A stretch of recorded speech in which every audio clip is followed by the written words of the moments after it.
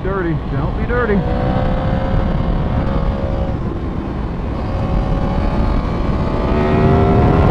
Ooh, it smells like horse out here. Hardcore. Ooh. That's a brick. There's a brick in the middle of the road. Oh my God, we gotta go fix that. Nobody's coming for a second back there. Yeah, midway through this corner, there's a brick in the middle of the road. Let's see about that. Look how even the cars are freaking out about it.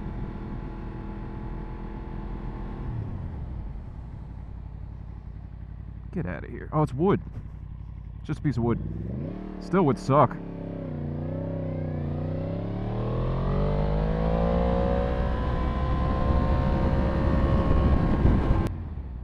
Nobody coming. We're safe in all directions.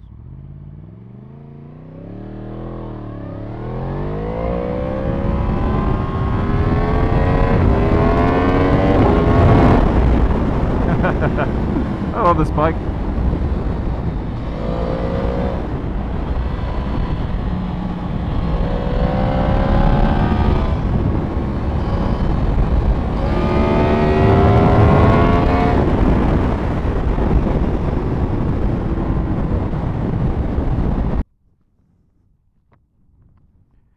Hello, hello, hello. What's happening? What's happening? What's going on?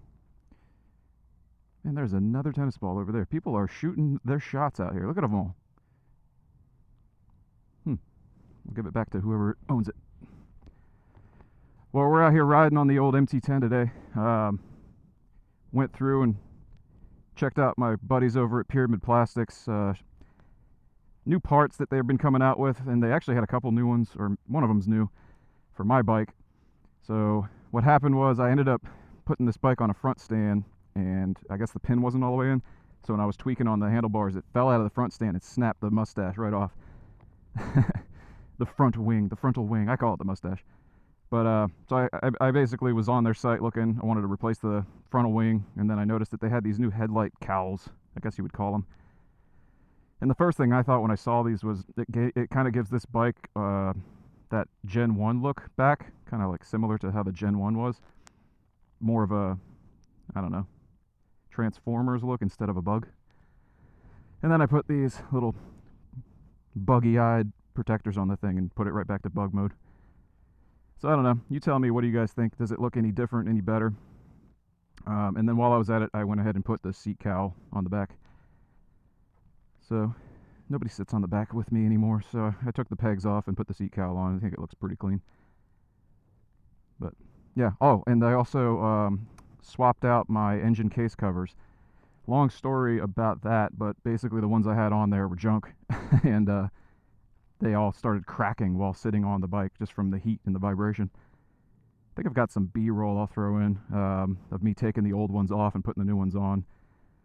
But let me hop on the bike and we'll discuss all that while I'm riding, because it's hot. We are quickly approaching the mid to upper 90-degree Fahrenheit mode. And I don't want to be standing here in full gear talking to y'all getting sweaty. Let's go do some fun stuff and we'll talk about it on the way.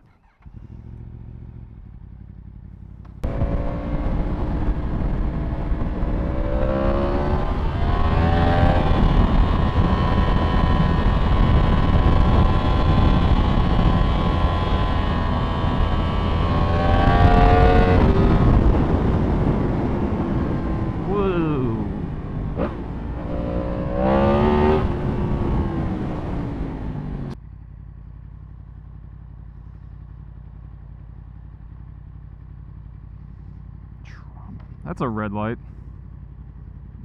Fucking Jesus Christ. Nobody can drive around here. This place is like a theme park that has no reason to be a theme park. It's a gas station.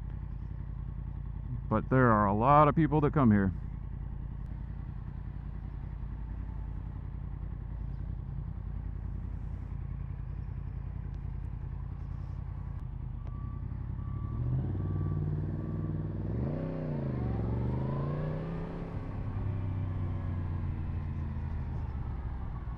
full of fuel. Let's get on the road back to the cool air.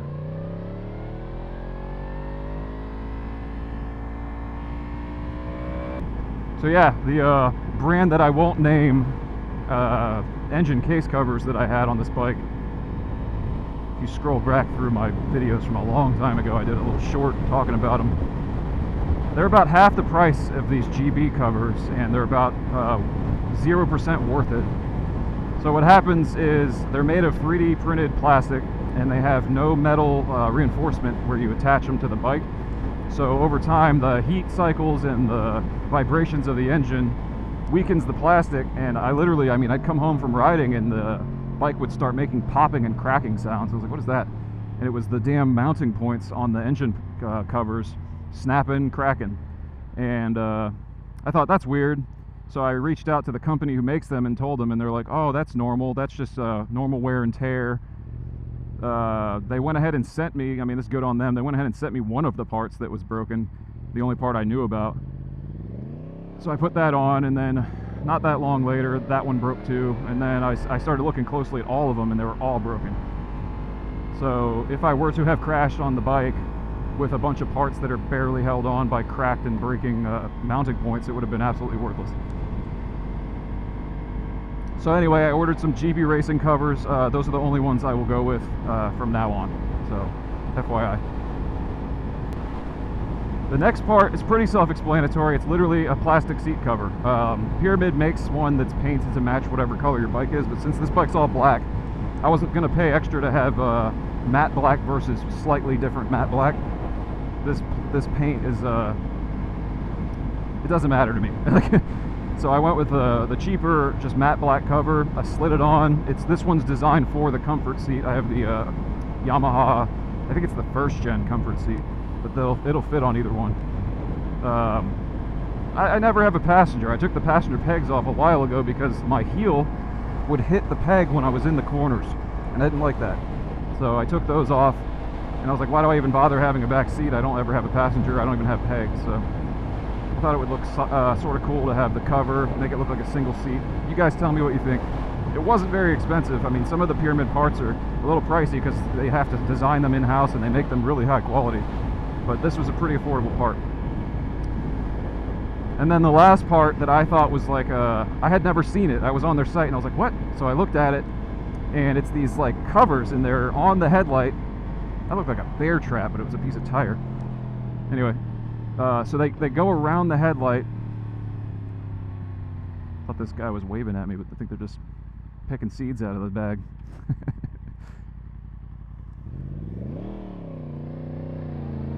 So the package comes. I'll roll some B-roll here too of the install of that.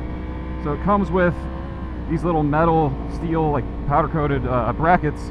They mount onto the bike. And then there's like sticky tabs and a couple screws, and you can mount the plastic housings onto the metal brackets. So it's really well attached. And I personally think it reminds me of what the bike used to look like in the first generation. And I think that bike looked kind of cooler. I like that design better than the more buggy look that they did with the Gen 2. So I've been slowly trying to do anything I can to make it look a little less like a bug. But I think it looks better. It gives it a more substantial front end instead of this beady-eyed little tiny head alien look. You guys tell me. I'll roll some shots in of up close and what it looks like at different angles. Just me messing around, just doing some parts, just having some fun with the old MT-10.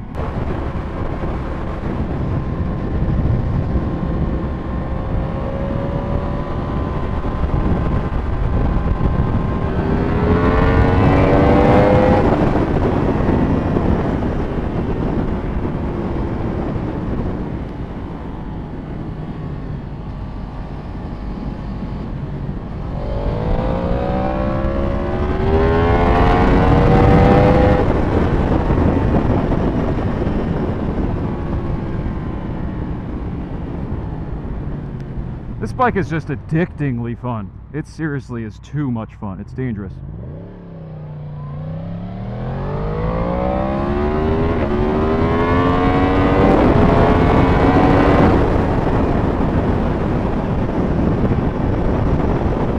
Alright, back to typical driving in Texas, sitting in traffic.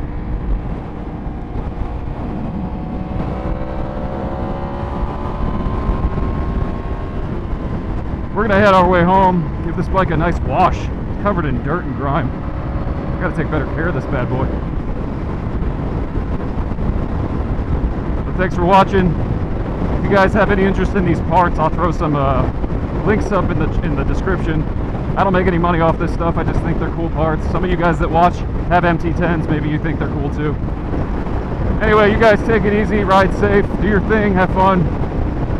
I'm gonna get home and get to watching some MotoGP. See ya!